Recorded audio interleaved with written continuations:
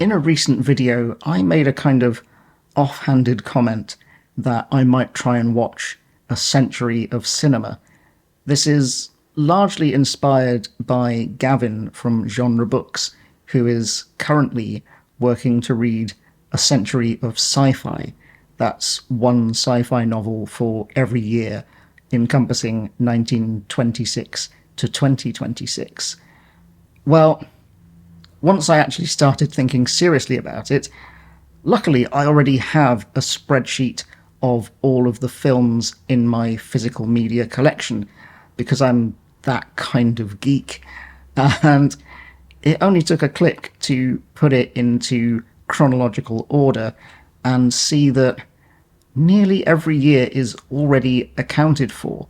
There are only 3 years that I don't have any movies from. So I wouldn't have to do too much shopping to actually seriously do this project. So I'm gonna.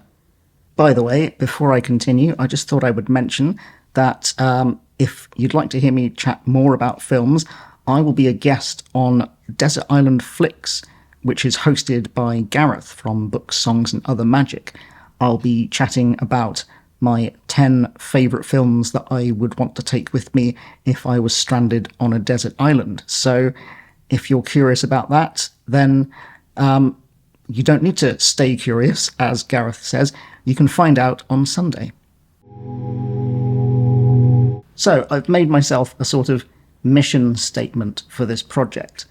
I aim to watch a Century of Cinema, one film for every year from 1926 to 2026. Some of the films will be new to me, some of them old favourites, and yeah, in most cases they will be already part of my collection. I don't want to use this to sort of enable myself to do more shopping. I don't need that help. So I'm not giving myself a deadline for the project. I don't want to have to cram 100 films into the space of a year or even 2 years. It takes as long as it takes. I also don't want to commit to making videos for every single film in the project.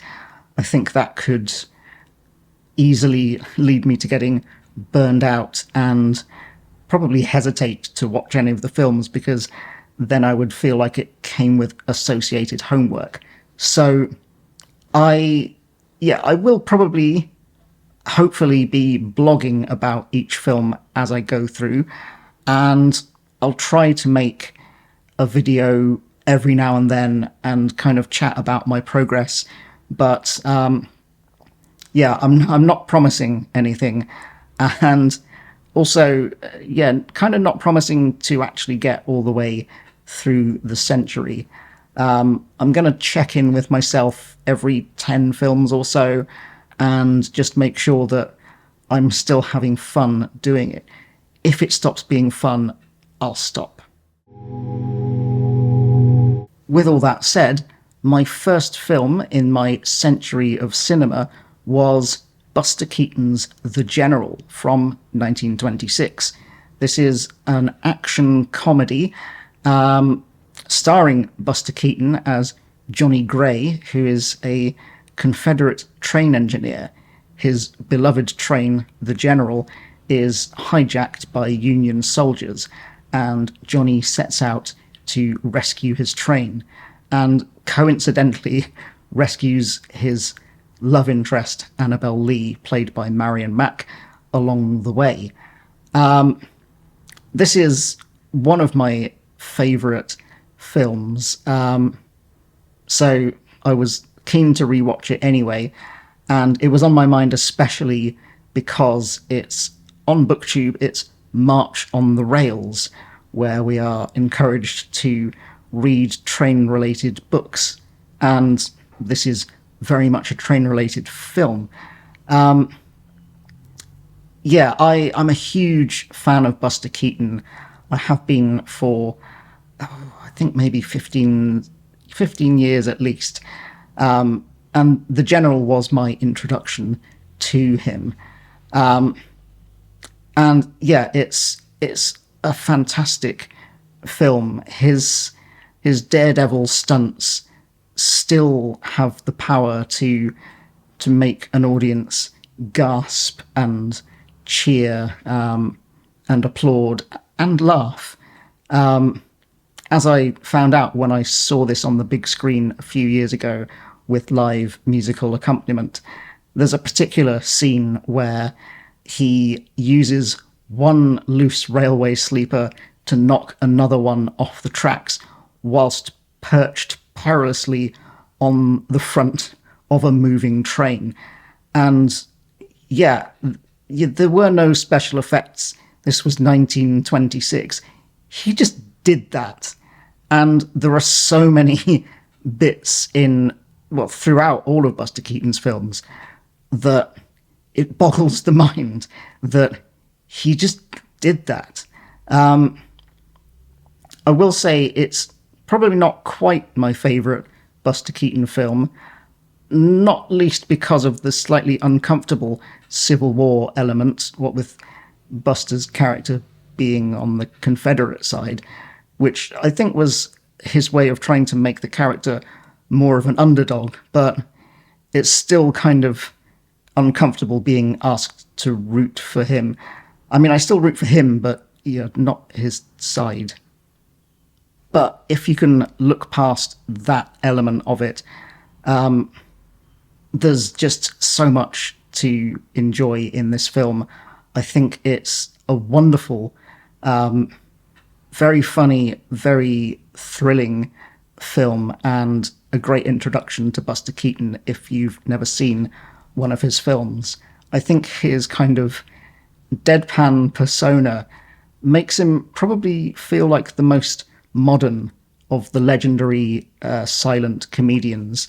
And, I think his use of the camera is the most cinematic of all of those silent comedians.